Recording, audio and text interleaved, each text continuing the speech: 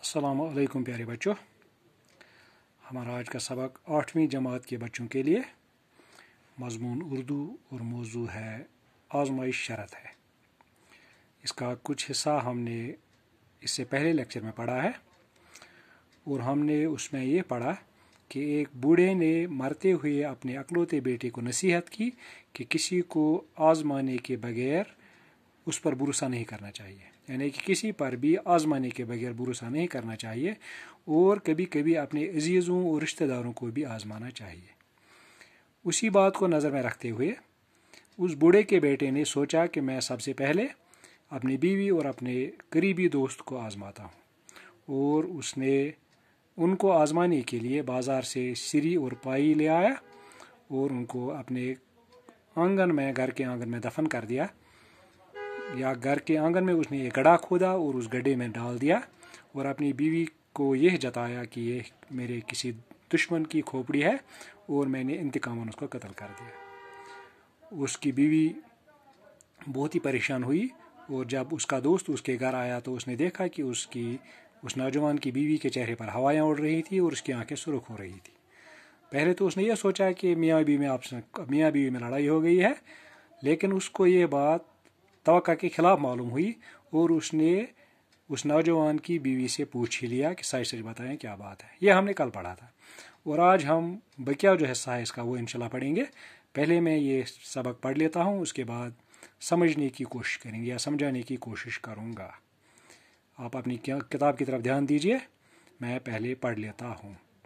ये सुनना था कि नौजवान की बीवी फूट फूट कर रोने लगी और उससे इल्तिजाएं करने लगी कि भैया तुम ही अपने दोस्त को बचा सकते हो। उसने कहीं जाकर अपने किसी पुराने दुश्मन को कत्ल कर दिया है और उसका सर काट कर लाया है, जो रात के अंधेरे में हम दोनों ने गड्ढा खोद कर आंगन में छुपा दिया है। सरकारी मुखबिर ने खातून को दिलासा दिया कि घबराने की कोई बात नहीं, और उल्टे पांव अपने दोस्त की तलाश में जा निकला। इत्फाक से कुछ दिन पहले शहर में कत्ल की एक ऐसी वारदात हुई थी जहां कोई कातिल मकतूल का सर काट कर ले गया था। मकतूल के वारिस खाते पीते लोग थे। उन्होंने कातिल का सुराग लगाने वाले को नकद इनाम देने की मनादी करा दी और पुलिस भी कातिल को तलाश करने में सरगर्म थी। इधर सरकारी मुखबिर को जब इस बात का इल्म हुआ कि उससे यकीन हो चला कि हो न हो यह काम उसके दोस्त ने किया है। दोस्ती का रिश्ता क्या होता है, ये बात उसने कभी सोची न थी। चनाच उसने अपने फराइज मनसबी और इनाम की लालच में पुलिस को खबर कर दी और पुलिस के अमले को लेकर अपने दोस्त के घर की तरफ रवाना हुआ। रास्ते में उसने अपने दोस्त को घर की तरफ जाते हुए देखा तो उसने पुलिस के अमले को कातिल की निशानदेही कराते हुए ये दरख्वास्त की कि वह इससे अपने दोस्त का सामना करने की अजियत से बचाए रखे। यह कहकर वो एक तरफ को छुप गया और पुलिस ने नौजवान को गिरफ्तार करके थाने पहुंचा दिया।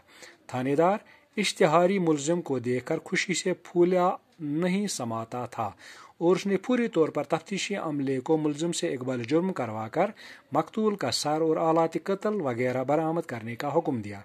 यह सुनकर नौजवान ने, जो किसी तरह भी कातिल दिखाई नहीं देता था, थानेदार से कहा कि हुजूर आप मेरे साथ मेरे घर तशरीफ़ ले चलिए, मैं आला कत्ल और सिरी पाए दोनों की निशानदेही करूँगा। थानेदार नौजवान के मुंह पर एक ज़ोरदार थप्पड़ रसीद करते हुए घर जा, मजाक करते हो? नौजवान ने दिल बर्दाश्ता लहजे में जवाब दिया कि जनाब मैं मजाक नहीं कर रहा हूँ, आप मुझे मेरे घर तो ले चलिए। थानेदार नौजवान को साथ लेकर उसके घर पहुंचा तो नौजवान की निशानदेही पर गड्ढे में से वो थैला बरामद किया गया जिसमें सिरी पाए रखे हुए थे। नौजवान ने थानेदार से मुखातिब होकर कहा, हुजूर मकतूल का सर तो आपने मुलाहिजा फरमा लिया, अब आलात कत्ल बाकी हैं। उनमें से एक आला तो मेरी बीवी है जिससे आजमाने के लिए मैंने ये ढोंग रचाया, और दूसरा आला आपका वो मुखबिर है जिससे आजमाए बगैर मैंने दोस्त बनाया था। अब थानेदार समझ गया कि यह सारा किस्सा महज आजमाइश का था। तो ये सबक यहाँ तक ही था। अब इसको मैं थोड़ा समझाने की कोशिश करता हूँ। ये सुनना था कि नौजवान की बीवी फूट फूट कर रोने लगी और उससे इल्तिजाएं करने लगी कि भैया तुम ही अपने दोस्त को बचा सकते हो। जैसा कि हमने इससे पहले लेक्चर में ये पढ़ लिया कि ये नौजवान पुलिस का मुखबिर जो था वो जब इस नौजवान के घर आया تو اس نے دیکھا کہ اس کی بیوی جو ہے اس کے چہرے پر ہوائیاں اڑ رہی تھی، یعنی کہ وہ بہت پریشان تھی اور اس کی آنکھیں بھی سرخ ہو رہی تھی۔ اس نے اس سے پوچھ ہی لیا کہ بابی ساچر بتائیں کیا بات ہے۔ یہ سننا ہی تھا، جیسے آپ کو معلوم ہی ہے عورتوں کا جو دل ہوتا ہے وہ نرم ہوتا ہے، تو جو ہی اس نے یہ سنا تو وہ زارو قطار رونے لگی، وہ پھوٹ پھوٹ کر رونے لگی اور اس سے وہ التجائیں کرنے لگی، اپنے اس کا جو خاوند تھا اس کے دوست سے التجائیں کرنے لگی کہ بھیا تم ہی اپنے دوست کو بچا سکتے ہو۔ اس نے کہیں جا کر اپنے کسی پرانے دشمن کو قتل کر دیا ہے اور اس کا سر کاٹ کر لایا ہے۔ اس نے اس سرکاری مخبر کو بتا دیا کہ یہ نوجوان جو ہے اس نے اپنے کسی پرانے دشمن کو قتل کیا ہے اور اس کا سر کاٹ کر لایا ہے، جو رات کے اندھیرے میں ہم دونوں نے گڈھا کھود کر آنگن میں چھپا دیا، اور رات کے اندھیرے میں ہم نے آنگن میں گڈھا کھودا ہے اور اسی میں اس سر کو چھپا دیا ہے۔ سرکاری مخبر نے خاتون کو دلاسا دیا کہ گھبرانے کی کوئی بات نہیں، اور وہ الٹے پاؤں اپنے دوست کی تلاش میں جا نکلا۔ وہ سرکاری مخبر جو تھا اس نے اس کو دلاسا دیا اس نوجوان کی بیوی کو، اور اس کو کہا کہ گھبرانے کی کوئی بات نہیں ہے، میں آپ کے اس خاوند کو بچاؤں گا یا میں آپ کے شوہر کو بچاؤں گا، آپ بالکل مت گھبرائیے۔ اور الٹے پاؤں وہ نکل گیا اور اپنی دوست کی تلاش میں جا نکلا۔ اتفاق سے کچھ دن پہلے شہر میں قتل کی ایک ایسی واردات ہوئی تھی جہاں کوئی قاتل مقتول کا سر کاٹ کر لے گیا تھا، اور اتفاق دیکھیے کہ اتفاق سے کچھ دن پہلے ہی ایسا کام ہو گیا تھا کہ شہر میں کسی بندے کو قتل کیا گیا تھا، کسی آدمی کو قتل کیا گیا تھا، اور جو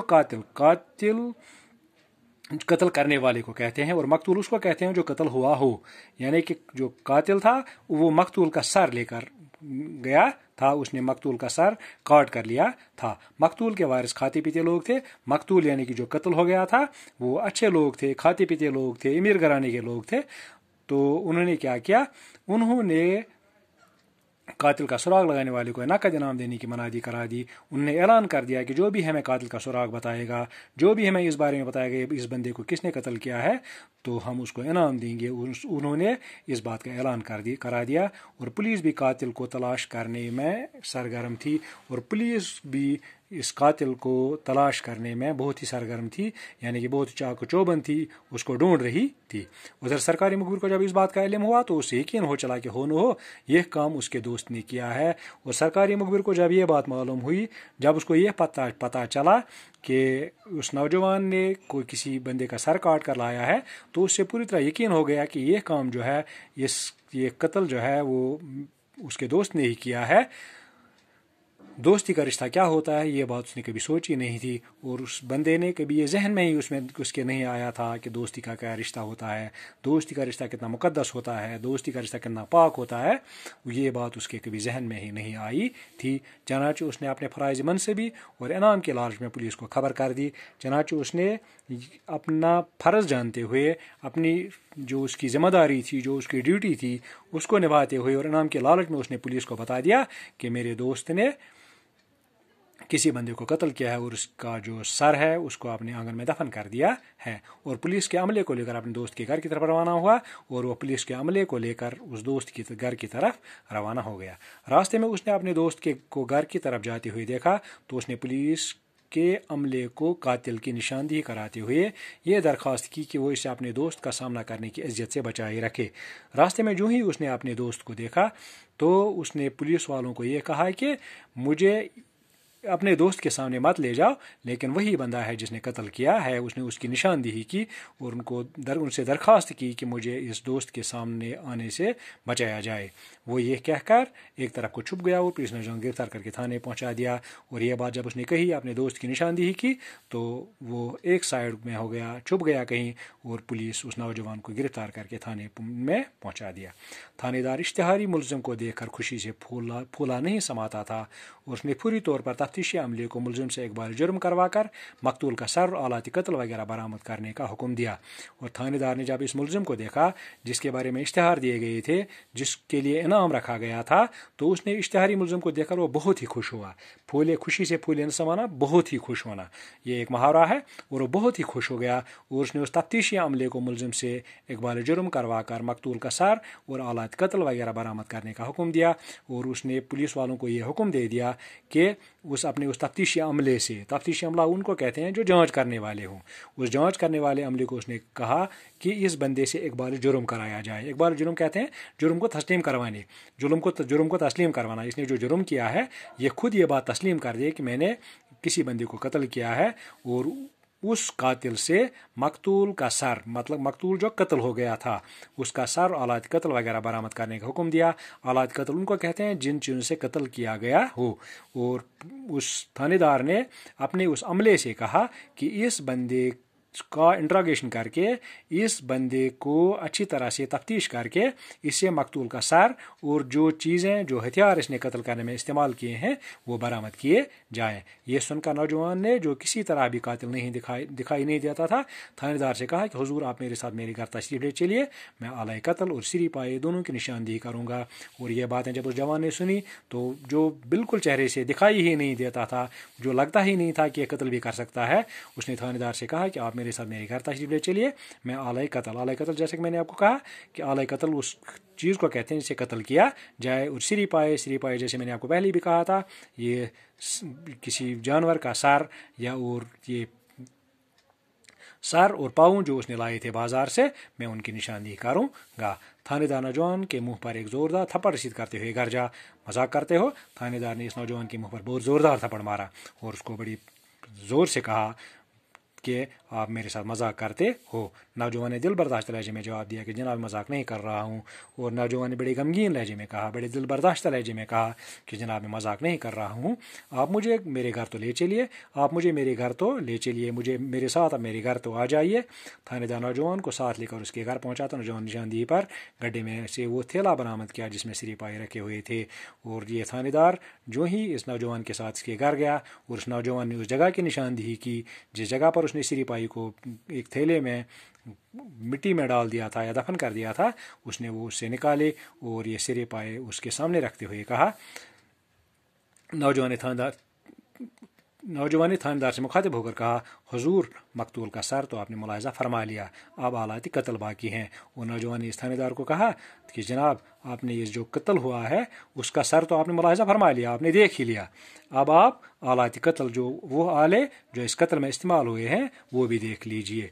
उनमें से एक आला तो मेरी बीवी है और वो उनमें से जो एक आला है वो मेरी बीवी है, जिससे आजमाने के लिए मैंने ये डोंग रचाया, जिससे आजमाने के लिए मैंने ये धोखे का जाल बिछाया, डोंग रचाया यानी कि मैंने धोखे का एक जाल बिछाया।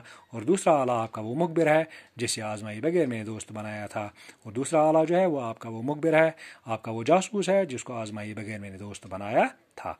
अब थानेदार समझ गया कि यह सारा किस्सा महज आजमाइश का था, और थानेदार अच्छी तरह से ये बात समझ गया कि कहानी जो बनाई गई थी या जो डोंग जो रचाया गया था ये सिर्फ इस वजह से रचाया गया था कि इसको अपनी बीवी और अपने दोस्त की आजमाइश करना मकसूद था। तो ये था हमारा सबक। जैसे मैंने आपको पहले भी कहा है इस लेक्चर से पहले ही कि किसी को आजमाए बगैर किसी पर भरोसा नहीं करना चाहिए। अगर कोई बंदा जिसको इंसान ने आजमाया ना हो तो उस पर कभी भी भरोसा नहीं करना चाहिए, बल्कि जिसके साथ जितना ताल्लुक़ हो उसको ज़रूर आजमाने की कोशिश करनी चाहिए ताकि इंसान को दूसरे शख्स के अंदरून के बारे में मालूम हो जाए कि ये अंदर से कैसा है। तो ये था आज का सबक। मैंने कुछ सवालात लिखे हुए हैं, उम्मीद है कि आप इनके जवाब लिखोगे। सवाल नंबर 1, नौजवान की बीवी ने सरकारी मुखबिर से क्या कहा। सवाल नंबर 2, नौजवान ने थानेदार को क्या कहा। सवाल नंबर 3, नौजवान ने कत्ल का डोंग क्यों रचाया था। सवाल नंबर 4, दिए गए अल्फाज के माना लिखिए।